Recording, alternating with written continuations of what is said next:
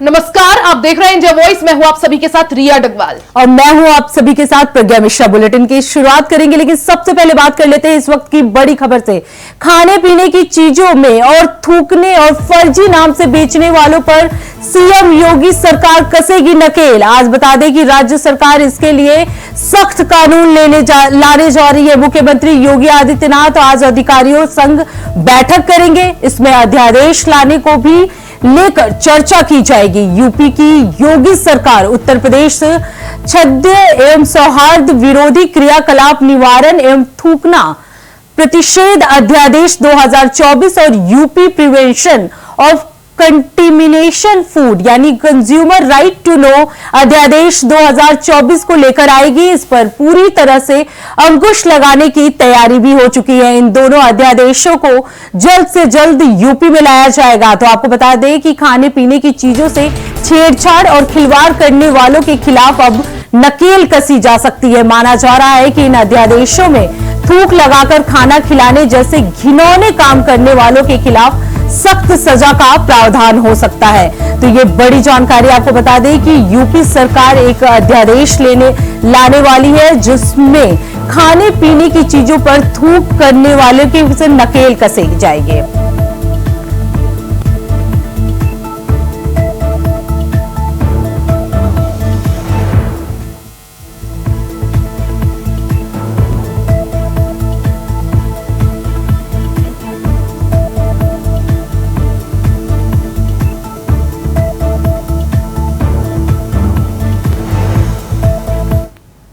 अब बात कर लेते हैं झारखंड से बड़ी खबर की। विधानसभा चुनाव को लेकर आज बड़ी बैठक। आज बीजेपी केंद्रीय चुनाव समिति की बैठक होगी।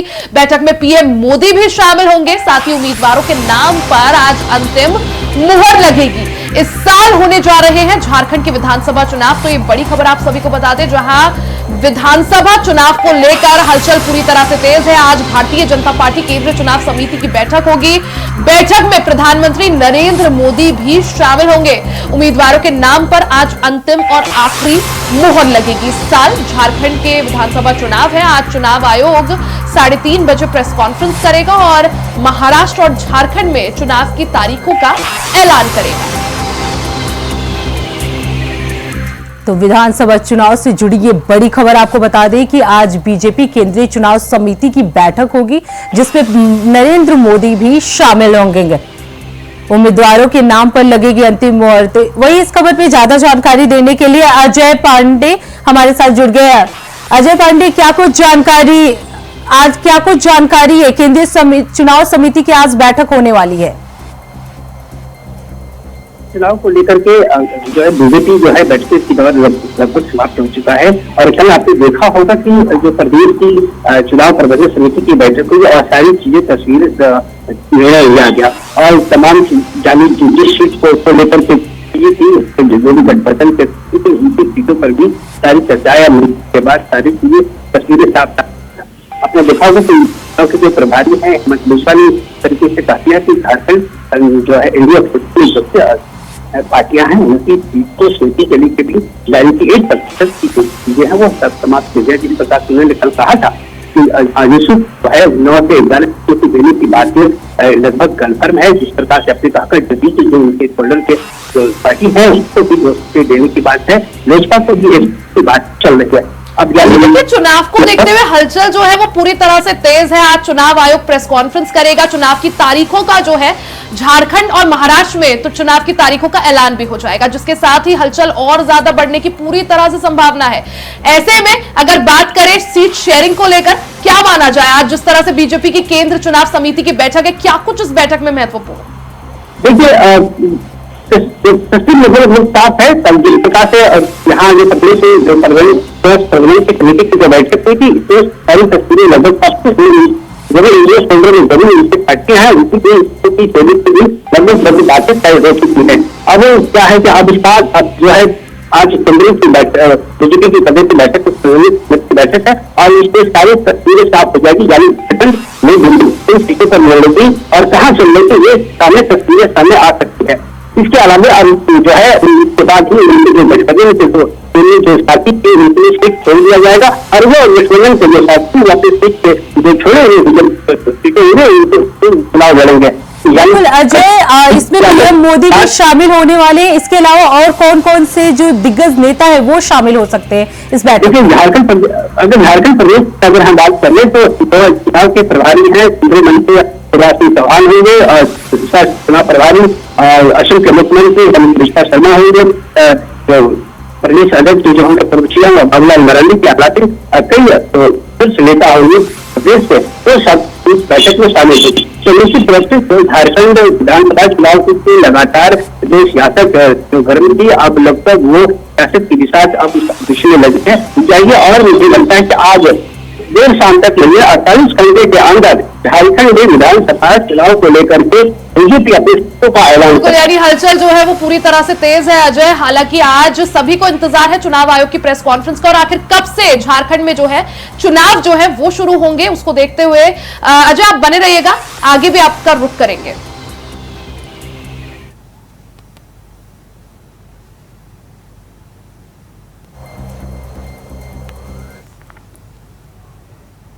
अब विधानसभा चुनाव से जुड़ी एक और बड़ी खबर आपको बता दें, आज घोषित होंगे विधानसभा चुनाव के नामों का ऐलान। यूपी उपचुनाव को लेकर भी घोषणा की जा सकती है। तो आपको बता दें चुनाव आयोग आज प्रेस कॉन्फ्रेंस करेगा, 3:30 बजे आधिकारिक घोषणा किया जाएगा। तो ये बड़ी जानकारी, बड़ी अपडेट आपको बता दें कि विधानसभा चुनाव को लेकर आज बड़ा घोषणा हो सकता है। विधानसभा चुनाव, यूपी उपचुनाव को भी लेकर बड़ी घोषणा की जा सकती है। आपको बता दें कि चुनाव आयोग आज प्रेस कॉन्फ्रेंस करेगा, 3:30 बजे के आसपास आधिकारिक घोषणा किया जा सकता है। तो ये बड़ी जानकारी आपको बता दें कि आज विधानसभा चुनाव को लेकर चुनाव आयोग तारीखों का ऐलान कर सकती है।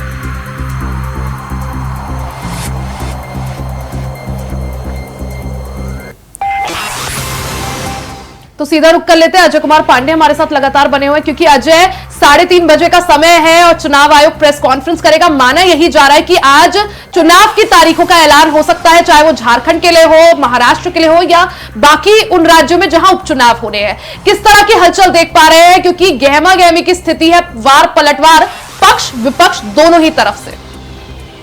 और निश्चित रूप से देखिए विधानसभा चुनाव को लेकर के जिस तारीखों की ऐलान की अगर बात की जाए तो ये कल मतलब पूजा के बाद जो है त्योहार के बाद जो है सियासत की गलियारों में चुनाव की चर्चा काफी जोर की है कि चुनाव का घोषणा कब होगा। लेकिन क्या है कि झारखंड की सियासत की अंतिम सांसें अब बोल रहा है, ये सरकार है, अब सरकार के अब कुछ समय बचे हुए हैं और जो अब राज्य में चुनाव केंद्रीय चुनाव आयोग की घोषणा के बाद झारखंड में आचार संहिता लागू हो जाएगा और यानी झारखंड की सियासत की दिशा जो है बिछी जाएगी। तो निश्चित रूप से इसका इंतजार समय से है, क्योंकि लंबे समय से क्या आप समझ सकते हैं विधानसभा चुनाव की जो समय जो सीमा है वो लगभग जनवरी में 5 जनवरी को सरकार बनी की गठन हुई थी और उसकी कार्यकाल 5 जनवरी 19 को समाप्त होना है। और ऐसे में जो चुनाव की तैयारी को लेकर के लगातार आपने देख रहे होंगे कि 4 महीने से अधिक जो झारखंड की सियासत काफी तकले है और गर्म है और एक सियासी बानी छोड़ी जा रही है। सही सरकार जो है अपनी सरकार के कार्यकाल में जो योजनाओं की एक के बाद एक घोषणाएं की जा रही है। तो निश्चित रूप से चुनाव की तैयारियों की है वो लगातार 4 महीने से चल रही है। अब यह अंतिम समय है, क्षण है, अब कुछ समय बचा हुआ घंटे हैं झारखंड के चुनाव आयोग घोषणा के लिए। अब यह चुनाव आयोग की घोषणा के बाद झारखंड में आचार संहिता लागू हो जाएगा और तस्वीर होगा और तस्वीर जो नई सरकार बनाने की जो कवायदे हैं अब वो शुरू हो जाएगा। जनता जो है अब वो तमाम राजनीतिक पार्टियों के बीच में वो सामने खुल करके सामने आएंगे और वो अपना मैंडेट जो मतदान होगा वो विपक्ष से मतदान। बिल्कुल अजय, बिल्कुल देख सकते हैं कि विधानसभा चुनाव के तारीखों का ऐलान आज कर सकती है। तो बहुत बहुत धन्यवाद अजय इस खबर पे ज्यादा जानकारी देने के लिए।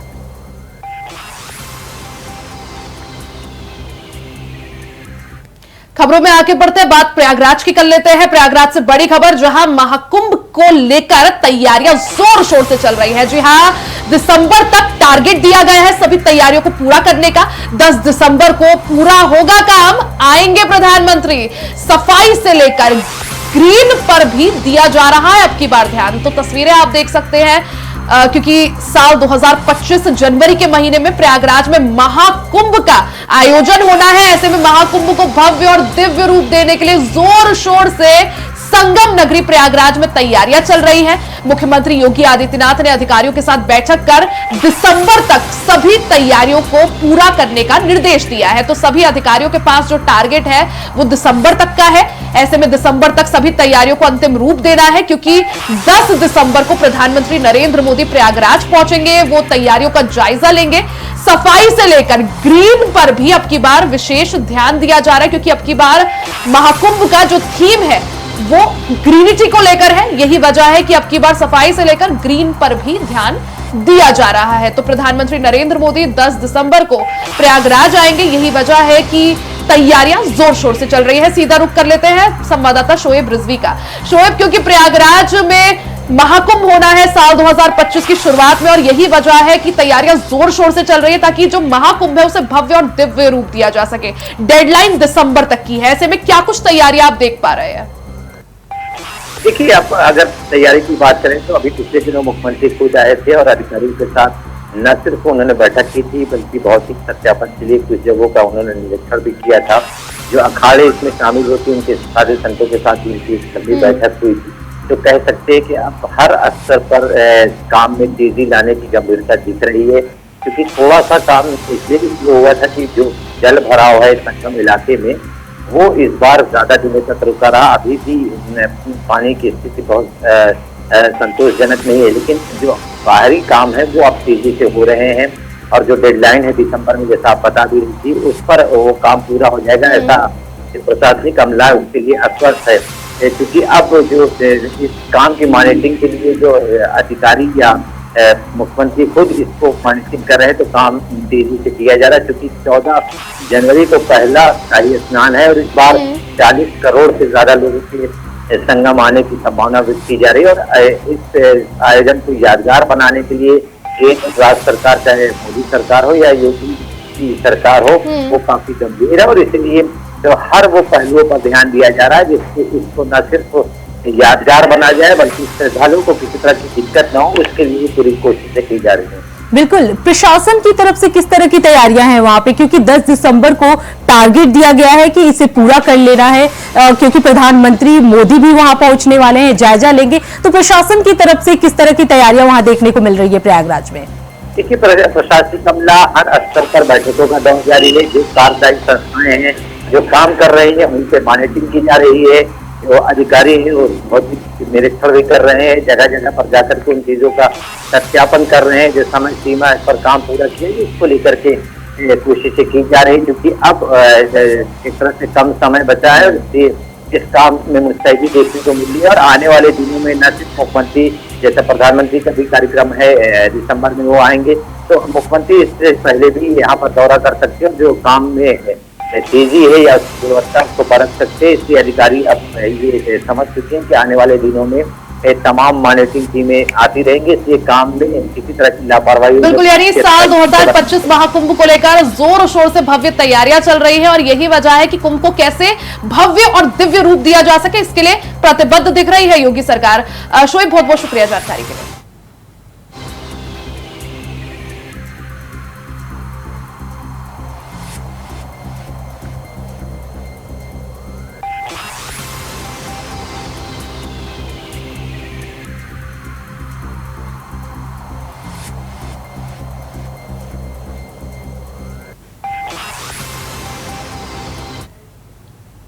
तो बात कर लेते हैं एक और बड़ी खबर की। अखिल भारतीय कार्यकारी मंडल की आज बैठक होने वाली है। मथुरा में होगी आरएसएस कार्यकारी मंडल की बैठक। आपको बता दें 25 से 26 अक्टूबर तक यहां पे मंथन चलेगा। वहीं 2 दिवसीय बैठक में मौजूद रहेंगे संघ प्रमुख। संगठनात्मक लक्ष्यों को पूरा करने पर होगा पूरा विचार विमर्श। तो ये बड़ी जानकारी आपको बता दें कि अखिल भारतीय कार्यकारी मंडल की आज बैठक होने वाली है। मथुरा में ये बैठक की जाएगी जिसमें आरएसएस की कार्यकारी मंडल जो है वो शामिल होंगे। इसके साथ ही 25 से 26 अक्टूबर तक यहां पे मंथन चलेगा। आपको बता दिए इस 2 दिवसीय बैठक में मौजूद रहेंगे संघ प्रमुख मोहन भागवत। इसके साथ ही संगठनात्मक लक्ष्यों को पूरा करने पर विचार विमर्श होगा। तो ये बड़ी जानकारी, बड़ी अपडेट आपको हम बता दें कि अखिल भारतीय कार्यकारी मंडल की आज बैठक होने वाली है, जिसमें मथुरा में ये आरएसएस की कार्यकारी मंडल की बैठक होगी। 2 दिवसीय ये बैठक होने वाला है, जिसपे 25 से 26 अक्टूबर तक मंथन चलेगा। आपको बता दें कि इस 2 दिवसीय बैठक में संघ प्रमुख मोहन भागवत जो है वो भी मौजूद रहेंगे। इसके साथ ही संगठनात्मक लक्ष्यों पर भी विचार विमर्श किया जाएगा। वही इस खबर पे ज्यादा जानकारी देने के लिए मोहम्मद फारूक हमारे साथ मौजूद है। फारूक, क्या कुछ जानकारी है? आरएसएस की बैठक होने वाली है, किस किस मुद्दों पर चर्चा हो सकती है? बिल्कुल प्रज्ञा, आपको बता दें कि पंडित दीनदयाल धाम फरे है यहाँ पर, और यहाँ पर जो है परखम है, जहाँ परखम में गो अनुसंधान केंद्र का बहुत बड़ा निर्माण हुआ है, वहीं गेस्ट हाउस बना है, और 19 तारीख से लेकर 29 तारीख तक बैठकें चलेंगी, जिसमें 46 प्रांतों के सह संचालक और संचालक मौजूद रहेंगे। इसमें आरएसएस प्रमुख मोहन भागवत और सह कार्यवाहक दत्तात्रेय, ये सभी लोग यहाँ पर मौजूद रहेंगे। मुख्यमंत्री योगी आदित्यनाथ के भी आने की संभावना है। इसी को लेकर प्रशासन जो है पूरी तरीके से तैयारियों में जुटा हुआ है। 10 दिन का ये प्रोग्राम चलेगा, और 10 दिन के इस कार्यक्रम में मोहन भागवत जो प्रमुख हैं आरएसएस के, उनकी उपस्थिति रहेगी, और उनका मथुरा में प्रवास भी रहेगा। यानी मथुरा में वो रुकेंगे, और मथुरा में रुक के जो है जो 46 प्रांतों के सह संचालक आ रहे हैं, उनके साथ जो है मीटिंग होगी, और मीटिंग में क्या क्या प्रस्ताव ये पास होते हैं, ये प्रस्ताव अभी देखने वाली बात होगी। फारूक, क्योंकि लोकसभा चुनाव के दौरान हमने देखा था बीजेपी और आरएसएस के बीच दूरियां थी, और उसका खामियाजा बीजेपी को उठाना पड़ा। अब उपचुनाव सिर पर है, कभी भी तारीखों का ऐलान माना जा रहा है कि आज भी हो सकता है। ऐसे में आरएसएस की बैठक मथुरा में होना, और जैसा आपने भी कहा कि मुमकिन है कि सीएम योगी आदित्यनाथ भी मोहन भागवत से मुलाकात करें, किस तरह से इसे देखें? जी बिल्कुल, इसको जो है रिया, ये एक तरीके का जो है, जिस तरीके से दूरी बनी हुई थी, लेकिन अब उस दूरी को लगभग जो है दूर किया जा रहा है। भारतीय जनता पार्टी आरएसएस से दूरी को, जो दूरी थी उसको दूर कर रही है, और कई केंद्रीय मंत्री भी इसमें आने की संभावना है। हो सकता है कि प्रधानमंत्री की भी उपस्थिति इसमें हो जाए, लेकिन जो तमाम केंद्रीय मंत्री हैं उनके भी आने की संभावना है, और मुख्यमंत्री योगी आदित्यनाथ के आने की भी संभावना है, क्योंकि जो लोकसभा चुनाव में दूरी देखी गई थी आरएसएस की और भारतीय जनता पार्टी की, वो अब दूरियां कहीं तक कम होती जा रही हैं, क्योंकि उत्तर प्रदेश में 10 विधानसभा सीटों पर उपचुनाव है, उसको लेकर भी यहाँ पर चर्चा हो सकती है, और मथुरा में इस बैठक को काफी बड़ा माना जा रहा है, और इन सबकी वीवीआईपी की जो सुरक्षा व्यवस्था है उसको लेकर कमिश्नर, एडीजी, बिल्कुल फारूक, देखना ये होगा कि आखिर इस बैठक में क्या क्या मुद्दों पर चर्चा हो सकती है। बहुत बहुत धन्यवाद फारूक इस खबर पे ज्यादा जानकारी देने के लिए।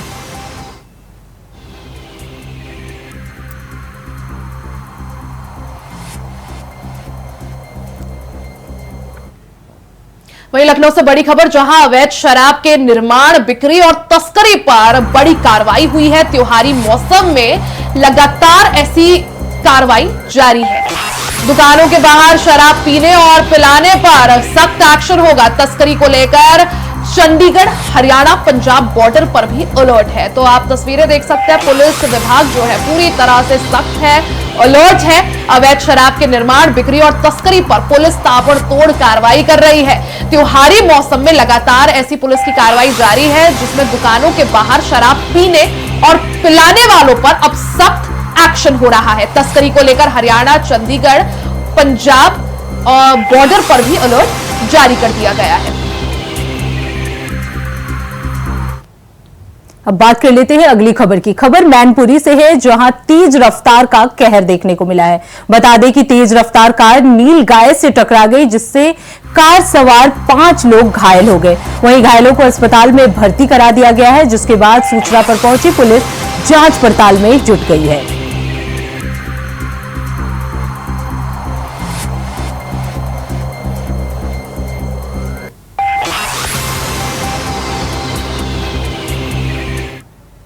और खबर सिद्धार्थनगर से है, जहां जिले की बहुप्रतीक्षित और बहुचर्चित तेतरी सोहान्स मार्ग की बनी सड़क बनते ही धाराशायी हो गई, जिसको लेकर अब ये घोटाले की रोड के रूप में सुर्खियां बटोर रही है। बता दें कि ये सड़क जिले के कई छोटे कस्बों सहित हजारों गांव को जिला मुख्यालय से सीधा जोड़ती है और हर साल पहली बरसात में ही डूब जाती थी, जिससे मुख्यालय से लोगों का संपर्क टूट जाता था और लोगों को काफी परेशानी का सामना करना पड़ता है।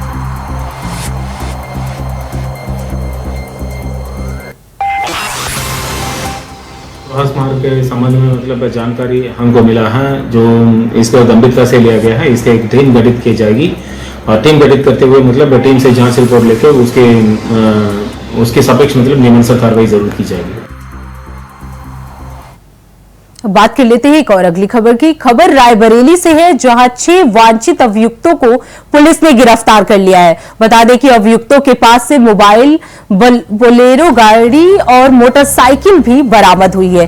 बता दें कि 3 लाख रुपए और कई सामान भी जब्त किए गए हैं। आपको बता दें कि आरोपियों पर यह इल्जाम लगा है कि वो जमीन को बिकवाने के मकसद से गए थे, जिसके बाद से उन्हें गिरफ्तार कर लिया गया है।